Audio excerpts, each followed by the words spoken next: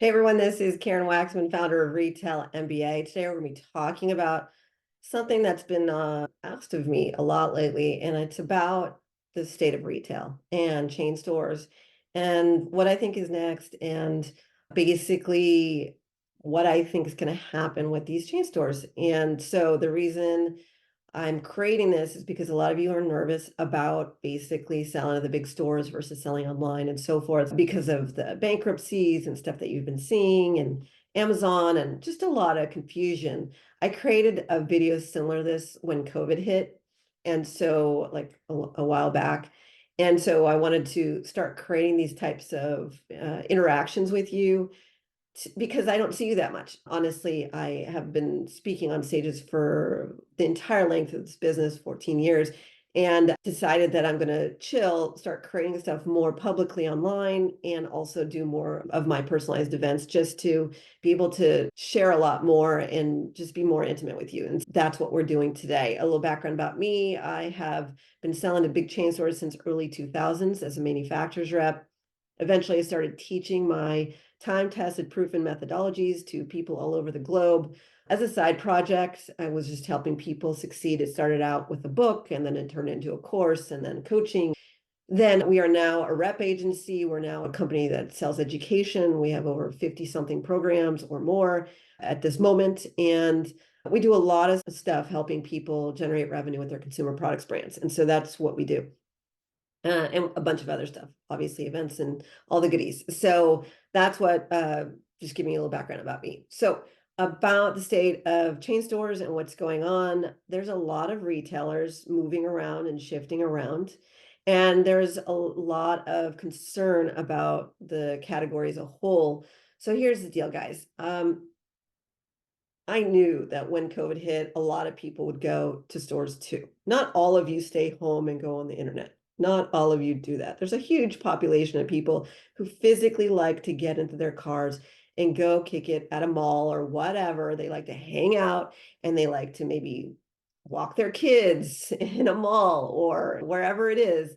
They like to shop because they're in a bad mood. There's lots of reasons why people go to a retailer beyond complete and total comfort. Maybe they just need something and they want to look at it and they touch it and feel it. Yes, there's a lot of movement online, but there's still a lot of people who like that interaction.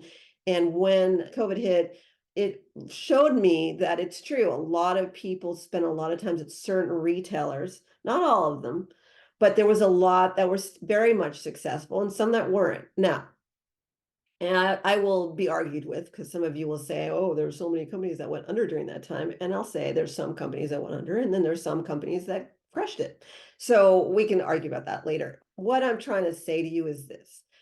Retailers are here. They're going to stay around at least through your lifetime. Where they're going to hit is they're going to be in physical locations, maybe a lot more online for sure, because it's easy to ship and all sorts of stuff. But again, even if they decided to go the online full-blown route, they generally know that the real money is also in physical stores, also because of the fact that you can make more money when it turns into kind of a distribution center. Look at Home Depot. They have a physical store and then they have a back area where they have all the storage and then they can ship to clients faster. It's a better user experience. There's a lot of reasons why these retailers are keeping their stores.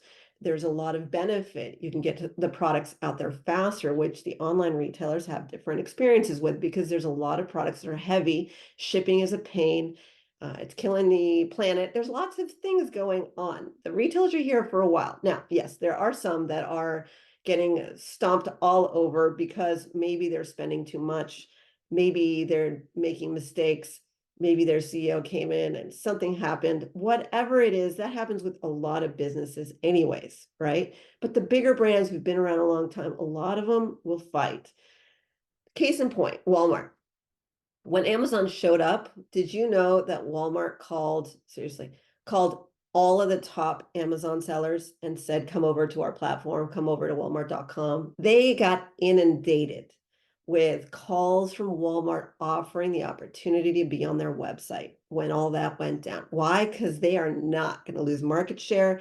And Amazon people like the internet, so maybe they will go put it on their site, and they are proven online. And so it was a win for for Walmart, and also it was a way to take out their competition. Now, today, there's marketplaces all over the place because Walmart essentially created a marketplace and all sorts of other stuff because of the fact that they couldn't commit to paying for every product that came over. So they created marketplaces. There's lots of reasons they created a marketplace, but the essential difference between Walmart.com and a Walmart marketplace is Walmart.com buyers are buying products from you and putting it on their website.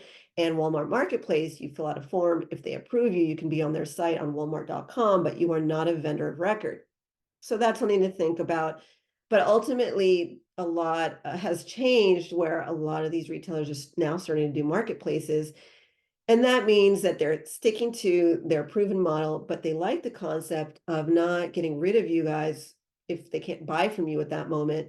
And then you could be on their website and you get benefits from being on, say, Target.com, because you can sell stuff, but it's not a purchase order. You don't make as much money. And then they can eventually pick and choose which products are succeeding. You're basically supporting them without charging them, and it works out for them. And also it keeps them relevant in the game. What my point is, they're evolving, they're changing, they have money. These are real big hitters. They are not going to go away. Now, there's a lot of department stores and all sorts of different types of retailers. A lot of people consistently will go eat food at grocery stores. Those are going to be around. That's why there's so many. Gas station. There's a lot of stores that are going to stick around. Furniture, you got to sit in a chair before you buy it a lot of time. There's a lot of products that are doing well. Fashion, even though they have up and coming new technology, I still want to check out some clothes on my body. They're here for a while, at least through your lifetime. So let's just hang out with that. Some will go away for sure, just like any business. And guess what's happening? Internet marketers are buying up, that's just one example, or investor companies are buying them up and re-establishing them either online or in another way. They're paying cash for a entire website and company that has a lot of clients who've been buying from them for years. Somebody else will take over all these big names and brands, and they've been doing it. I know one company alone that has bought a bunch of these online websites and are selling products on their websites. Pier 1 is an example of that. They went under, somebody bought the whole business, and they're generally online, and they kept a couple buyers. And so it's working. It's different. It's not the same. It's not the retail CEOs and the whole thing. It's different. I personally wish that the retail people will spy back and we keep it beautiful, because it's getting harder for you to sell to them because they're primarily looking for lots of people, viewerships to their site, and not always looking for the best new interesting innovation. Maybe they'll eventually fix it, but as of now, the thing I loved about retail was the creativity of it all. There's so many new products, new interesting stuff.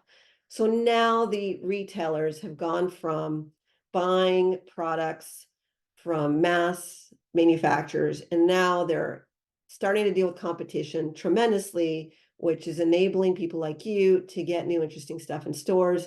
And what they're doing is they're shifting toward a new economy where it's a lot of new interesting innovation. A lot of small businesses are able to get into chain stores now, which is going to be really fun for you to watch.